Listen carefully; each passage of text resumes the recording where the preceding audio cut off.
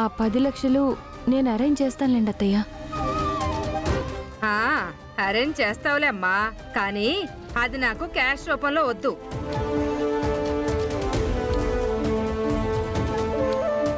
ఎందుకంటే పెళ్లి ఖర్చులకి మీరు మొదటిచ్చిన 5 లక్షలు నాకు సరిపోతాయి.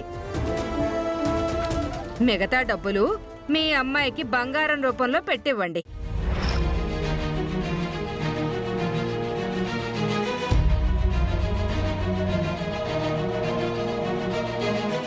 డబ్బులే ఇమ్మంటే మళ్ళీ కట్నం తీసుకోవటం నేరం ఘోరం అని మళ్ళీ నువ్వే అంటావు.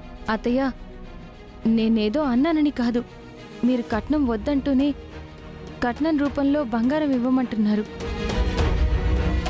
మళ్ళీ కట్నం తీసుకున్నట్టు మా ముందే మాట్లాడుతున్నారు. కట్నం గురించి నా బలవంతమేం లేదమ్మా. మా సంబంధం కోసం మీ అంతటా మీరే వచ్చారు.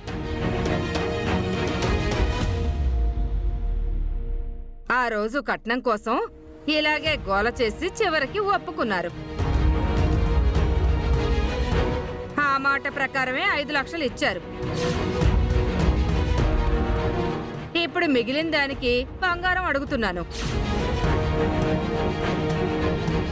పెళ్లికి ముందు ఆ బంగారం ఏదో ఇచ్చేస్తే ఈ పెళ్లి సజావుగా హాయిగా జరుగుతుంది. మా మీద నమ్మకం లేక ఇలా కాసేపు డబ్బని కాసేపు బంగారం అని అడుగుతున్నారా? నమ్మకమా? ఎలా ఉంటుందమ్మా? మీ నాన్న తాగుడు వల్ల మీ అందరికీ ఖర్చు తప్పించి ఆదాయం ఉందా?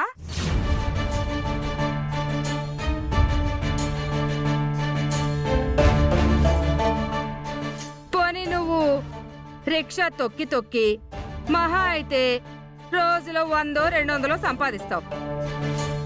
ఇంకా ఈ ఇంట్లో కష్టపడేవాడు గాని రూపాయి వెనకేసేవాడు గాని ఎవరైనా ఉన్నారా చెప్పు?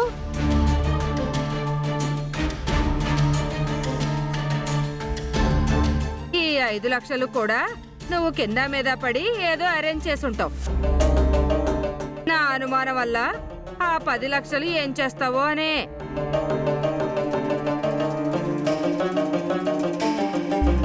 అందుకే డబ్బు రూపంలో వద్దు అనేది.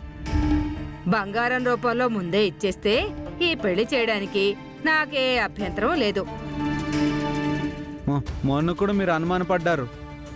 మా సత్య 5 లక్షలు ఇవ్వలేదు అనుకున్నారు కదా, అయినా తను ఇచ్చిందిగా. అలాగే మీరు అడిగిన 10 లక్షల బంగారం కూడా ఇచ్చేస్తుంది. నువ్వెవరు బాబు?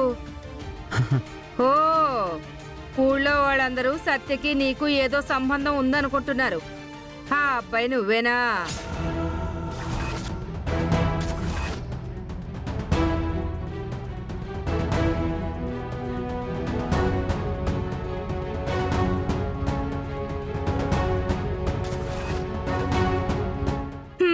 ఇదిగో సత్య, ఇది చెప్దామనే వచ్చాను. ముహూర్తం దగ్గర పడేలోపు ఆ బంగారం ఏదో చేయించి తీసుకొస్తే మిగతా కార్యక్రమాలనేవి చేసుకుందాం. లేదంటే మీ అక్కతో నా కొడుక్కి కుదిర్చిన ముహూర్తానికే ఇంకో సంబంధం రెడీగా ఉంది.